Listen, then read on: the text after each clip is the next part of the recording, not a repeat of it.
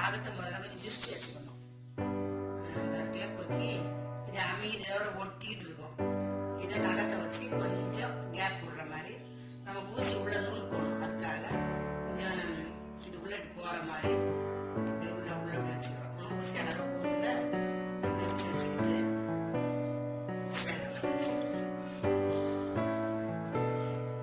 நடு விரல வச்சு விரல வச்சு பிடிச்சிக்கிறோம். லெஃப்ட் ஹேண்ட் கையில லெஃப்ட் ஹேண்ட்ல வச்சுட்டு ஊசி எப்படி கோர்த்து தலையோட பிடிச்சிக்கிறோம். நமக்கு எந்த இடத்துல கொக்கி வேணுமோ வச்சு இது உள்ள ஊசி விட்டு ஒரு 5-6 தடவை தச்சுக்கிறோம்.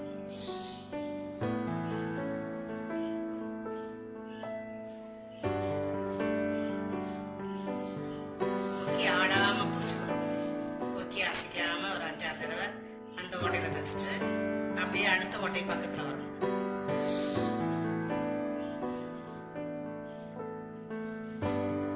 பக்கத்துல ஒரு 5-6 தடவை தைக்கணும்.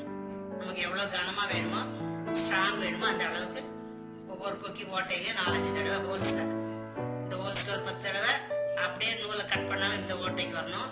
இந்த ஹோல்ஸ்ல ஒரு 5-6 தடவை தச்சாச்சு. இப்போ 2 ஹோல்ஸ் தச்சாச்சு. 3வது இந்த நூலை கொண்டாந்து இப்படியே இது உள்ளாரி விடணும். இந்த கேப்புக்குள்ள இப்படி போகணும். போய் இந்த தலையில பிடிச்சி இப்படியே கொண்டு போகணும்.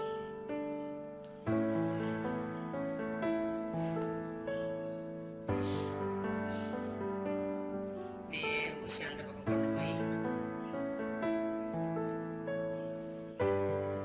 இப்படியே போகணும்.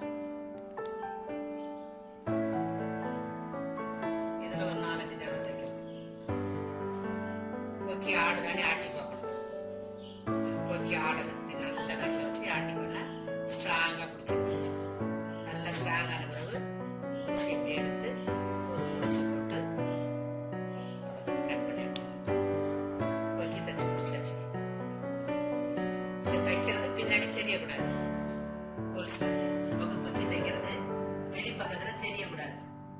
ஸ்டிச்சிங் வந்து தையல் வந்து ஒரு துணியில மட்டும் தான் எடுத்து தைக்கணும். பின்னாடி பக்கம் பேக் சைட்ல கிளீனா இருக்கணும் தைக்கிறது. இந்த பக்கம் தைக்கிறது வெளியில அப்படி தெரியாது. அடுத்த கொக்கி 3 கொக்கி வச்சாச்சு. நீ 2 கொக்கி வைக்கிறேன். இந்த கொக்கி தைச்சதுக்கு நேரா இந்த சைட்ல மாற்றம் தைக்கணும்.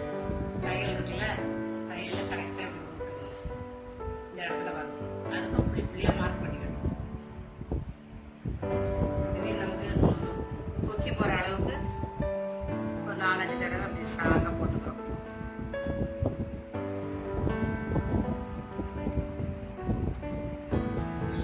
நமக்கு எவ்வளவு கனம் வேணுமோ அதை இப்படி தச்சுக்கிறோம்.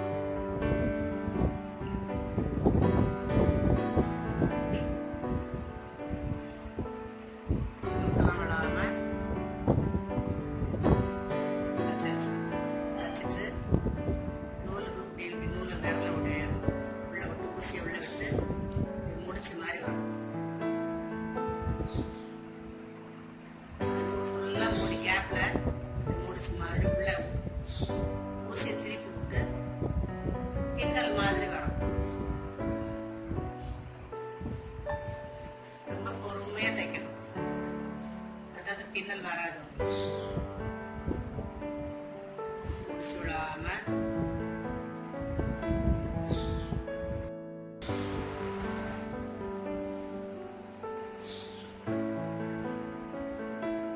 நெருக்கமா தைக்கணும். அந்த நூலே ஃபுல்லா தெரியாத மாதிரி கவர் பண்ணி பின்னல் மாதிரி மரவட்ட மாதிரி வரணும். முடிச்சே வந்து ஊசிக்கு அடியில் அந்த நூல் வரணும். நூல் அப்படி போடும்போது ஊசிக்கு அடியில் அந்த நூல் வரணும். அப்பதான் அந்த முடிச்சு தெரியும். ஊசி உள்ள விட்டுட்டு ஊசிக்கு அடியில் அந்த நூல் வரணும். ஊசிக்கு அடியில் அந்த நூல் எப்படி எடுக்கணும். ஃபுல்லாக முடிச்ச பிறகு அதே ஓட்டையில கீழே விட்டு கீழே வந்து லேசா குத்தி முடிச்சு போட்டு அறுத்தணும். ஆல்ரெடி கொக்கி மாட்டியாச்சு. கொக்கி மாட்டுறதும் தச்சாச்சு. மாட்டிட்டு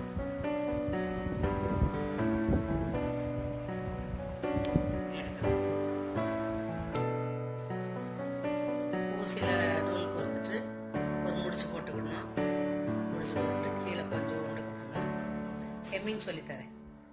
கீழே லேசாக ரெண்டு நூல் எடுத்து ஊசி இப்படி சாய்வா விரல அப்படி பிடிச்சிக்கிடுறோம். நம்ம ஹெம்மிங் பண்ணக்கூடிய துணியை அப்படி பிடிச்சிட்டு நெக்கில் ஹெம்மிங் பண்ணுறது. ஒவ்வொன்றா குத்தி இப்படி எடுக்கிறது. பின்னாடி வெளியில் தெரியக்கூடாது, புள்ளி புள்ளியாக தெரியணும். விரல அப்படி பிடிச்சிக்கிறோம். எக்ஸ்பீரியன்ஸ் ஆயிடுச்சுன்னா 1 2 3 4 நாளாக கூட மொத்தத்துக்கு போய் இழுத்துடும். ஈஸியாக வந்துடும். ஒன்று குத்துறது தான் கொஞ்சம் கஷ்டமாக இருக்கும். ஃபஸ்ட்டு முதல்ல பழகும்போது ஒன்று தான் அப்படி குத்தி இழுக்கணும். நல்ல ப்ராக்டிஸ் ஆகிட்டுனா பக்கத்தில் சின்ன சின்னதாக 2 3 4 5 கூட நமக்கு எவ்வளோ வேணுமோ ஒரு 5 6 லேருந்து குத்திட்டு அப்படியே ஸ்லோவாக விடாமல் அப்படி எடுத்துக்கணும். ஈஸியாக முடிஞ்சிடும். குத்து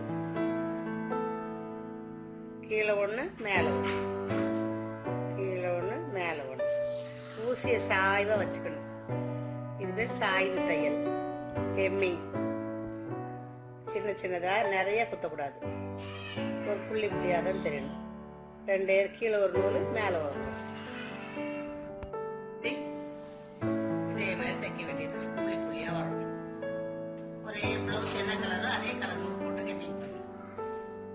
இது பேர் ஹெம்மிங் சாய்வு தையல், ஹெம்மிங்.